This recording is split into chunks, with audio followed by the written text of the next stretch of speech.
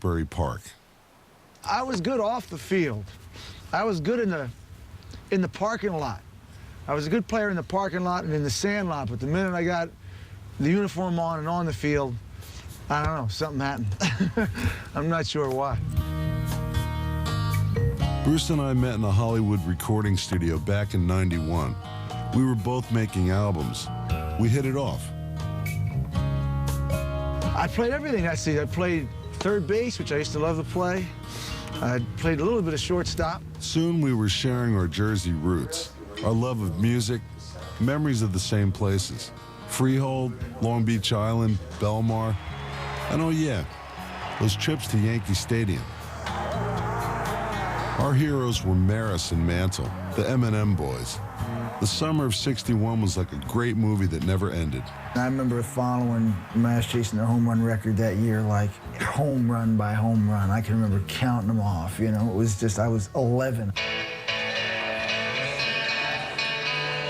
Bruce's song Glory Days has been running like a loop in my head lately.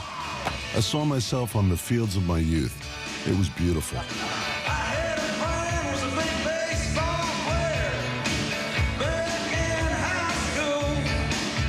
The first verse is about baseball, and it came out of an actual incident. I met a school friend. I was walking into a bar one afternoon, and he was walking out, and hadn't seen each other since probably high school. And he was on this team I was on in Babe Ruth League, the Braves. We were the Braves. And bumped into one another and said, hey, let's go back inside and have a drink. And that whole first verse, word for word, sort of happened, you know? So I played baseball from when I was 6 to when I was 15, to the year that I picked the guitar up. But I was always bad. I was always terrible. With the exception of I had one good season. I think it was I was 12. It was opening day, and I got up and I hit a double. And I was terrific the rest of the year. But the breakthrough only lasted for me 1 year because I did so well that they brought me up to Babe Ruth League, and there were guys that could throw real curves. We grew up about 35 miles apart. Bruce is a little older, but our stories sound the same. I played Little League too. Then just like Bruce, I picked up a guitar and my world changed. I remember I got up at the plate and Lance Rowe was pitching. Lance, I know you're out there somewhere. And Lance fires one straight at me, and I leap back, which then, of course, immediately curves across the plate. Strike! And I resorted to my terrible ways. Over to first. He's out of there. The next year, Bruce bought his first guitar for $18. Good investment.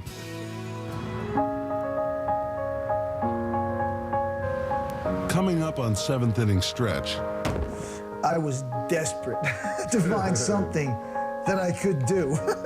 Bruce Springsteen makes a fateful decision. They're looking for you to play. Hold on, tell them I'm sick. You know. Ready, scared the shit out of them. I'll say anything you want to. Do the ball, man. I'll see everything through.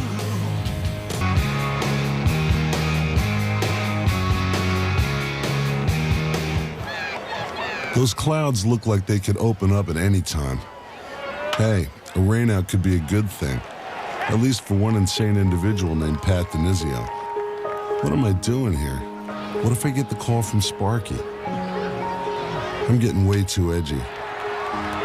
Think of simple things, happy times, like hanging out with Bruce Springsteen in his backyard. So who are your other victims? I mean guests on the... I had the classic sort of clash of my two passions was the last year in Babe Ruth League. I was kind of showing up at the games, but my heart wasn't in it. I was starting to play the guitar. Maybe if you had been really good in baseball, you wouldn't have picked up the guitar. It could have been, because low self-esteem is essential for all rock musicians. You cannot make good rock music without being desperate, you know? By the time I picked the guitar up, I was desperate to find something that I could do. He was not yet 16, and Bruce was already playing in local clubs on Friday nights, then showing up for baseball on Saturday mornings. It was definitely a conflict of gigs. I got to make my first big decision, and I decide, screw it, I'm not getting up the next morning. So next morning, I'm tucked into my little bed, and I hear banging at the door. My mother comes up and says, oh, they're looking for you to play. Oh, Mom, tell them I'm sick. You know, tell them I can't play. She goes down, she comes back. No, they only have 8. If you don't show up, they're gonna forfeit the game, right? So now, I drag myself out of bed. I get the uniform on. It's 10 in the morning. I get over there, and I'm out in right field. I think I'm just about through. This is my swan song for my career, and bang! Somebody hits something. Big pop-up right out in my direction. I'm circling underneath it. It kind of just glances off my glove, cracks me in the skull. No. Yeah. And I drop. Bang. And all I hear is, throw it in! Throw it in, man! Throw it in! Bruce told me he hadn't thrown the ball around since that day, and that he thoroughly enjoyed the diversion. We shared a snack of thanks for his hospitality. And I told him that I looked forward to the next time.